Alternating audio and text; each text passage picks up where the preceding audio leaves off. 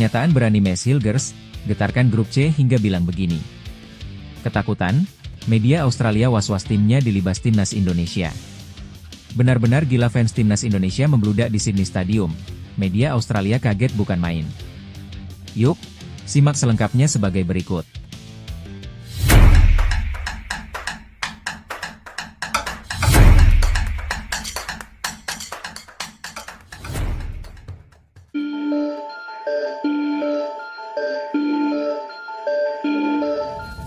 Bek timnas Indonesia, yakni Maes Hilgers, memberikan ancaman kepada dua calon lawan tim Merah Putih.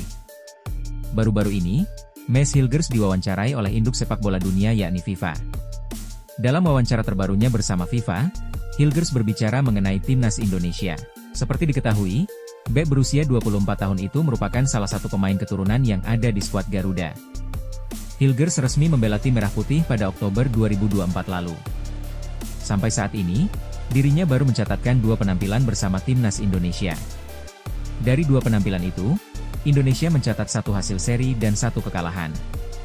Kini, Hilgers kembali mendapat kesempatan untuk membela tanah kelahiran sang ibu.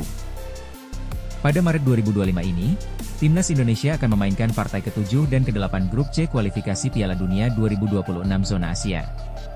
2 tim yang akan dihadapi adalah timnas Australia dan timnas Bahrain. Laga kontra Australia akan berlangsung di Sydney Football Stadium Australia, pada Kamis, 20 Maret 2025, mendatang. Sementara pertandingan melawan Bahrain berlangsung di Stadion Utama Gelora Bung Karno, Jakarta, pada Selasa, 25 Maret 2025. Jelang kedua laga tersebut, Hilgers melontarkan pernyataan yang cukup berani. Menurutnya, lawan terkuat Indonesia di grup C hanyalah timnas Jepang. Selain Jepang, Indonesia adalah tim yang memiliki kedalaman skuad terbaik di grup C. Saya sangat yakin. Selain Jepang, kami memiliki pemain yang lebih baik dibanding lawan-lawan lain, kata Hilgers, dikutip dari laman resmi FIFA.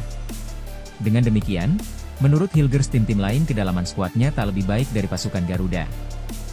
Hal itu diungkapkan oleh pemain asal Ambon tersebut karena dirinya sangat percaya akan kemampuan timnya. Pemain bermarga Tomben tersebut yakin timnas Indonesia akan meraih hasil positif dalam 2 laga mendatang. Saya tidak mau berkomentar soal tim lain, tetapi saya percaya dengan tim kami. Ketika saya melihat kemampuan kami, saya pikir kami memiliki kesempatan yang bagus, meraih hasil positif, pungkasnya. Sebagai informasi, saat ini timnas Indonesia masih memiliki kesempatan yang sangat besar untuk meraih tiket Piala Dunia 2026.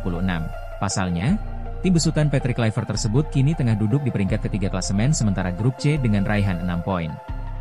Andai berhasil meraih hasil positif di laga kontra Australia dan Bahrain, bukan tak mungkin kesempatan itu akan terbuka semakin lebar lagi dan posisi Indonesia di klasemen sementara naik. Kita beralih ke berita selanjutnya. Militansi tak kenal batas, sudah tak perlu diragukan lagi jika hal ini berkaitan dengan timnas Indonesia. Selain tim kepelatihan yang sedang bekerja keras mencari strategi terbaik, para penggemar juga tak kalah butuh banyak effort untuk menyiapkan segala dukungan. Seperti sekarang menjelang laga debut Patrick Kluivert sebagai pelatih timnas yang akan bertandang ke markas Australia, ribuan fans di sana ternyata sudah standby. Para fans sudah menunggu kehadiran skuad Garuda, sudah layaknya menunggu kepulangan keluarga. Menariknya, ada kabar terbaru dari komunitas Garuda Australia yang terus menambah anggota. Mereka benar-benar serius menjadikan Sydney sebagai kandang Garuda.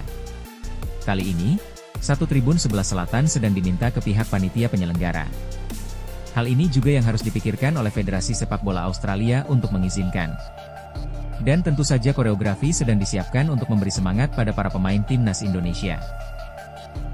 Selain itu, momen pergerakan para fans ini juga mendapatkan sorotan dari para pemain Garuda, khususnya para pemain baru, dan tak kalah heboh sorotan tajam datang dari media Australia sendiri. Tak lupa dari Belanda juga ikut memberikan dukungan. Dan inilah berbagai aliansi supporter timnas yang kompak away ke Sydney Stadium. Laga pertama langsung bertandang ke tim Kanguru, menjadi suatu yang gak akan mudah bagi timnas di era kepelatihan Patrick Kluivert. Semua menuntut start sebaik mungkin, dan berbagai persiapan dilakukan dengan maksimal. Sedang dilakukan bersama-sama oleh seluruh elemen skuad Garuda. Namun, bagi para penggemar, tak hanya memberikan tuntutan semata, mereka juga menunjukkan totalitas tanpa batas, dalam memberikan dukungan yang membara. Totalitas fans Garuda tak bisa lagi diragukan. Mereka seperti api yang tidak pernah padam. Dengan selalu hadir menyemangati, dan mendukung timnas Indonesia dengan sepenuh hati, baik di saat kemenangan maupun saat tim mengalami kekalahan. Termasuk dalam laga away ke Sydney Stadium, yang makin hari makin bertambah ribuan WNI yang join. Kelompok supporter seperti Garuda Australia, menjadi salah satu penampung bagi para WNI yang ingin bergabung. Tentu saja, tak semua orang yang bekerja di Australia, terbiasa menonton sepak bola di stadion. Namun karena ini timnas Indonesia, maka semua menampakkan diri untuk bergabung ke dalam kelompok. Mungkin ada beberapa yang mandiri, namun Garuda Australia terus melaporkan jika mereka tidak berhenti menampung fans yang ingin join dari berbagai kalangan. Pada H-7 jelang pertandingan atau tepatnya pada tanggal 13, pihak FA Australia masih membuka tiket sisa-sisa yang belum terjual. Setelah sebelumnya terus-menerus restock, dan kelompok supporter Garuda Australia terus mencari anggota yang lebih besar, mengingat mereka juga akan membentangkan sayap Garuda alias Choreo yang tak kalah megah dari Choreo La Grande Indonesia. Menurut pengakuan Ketua Komunitas Garuda Australia, yaitu Osvaldo Giovanni, setidaknya ia bersama rekan komunitas akan membawa Choreo yang lumayan besar diameternya.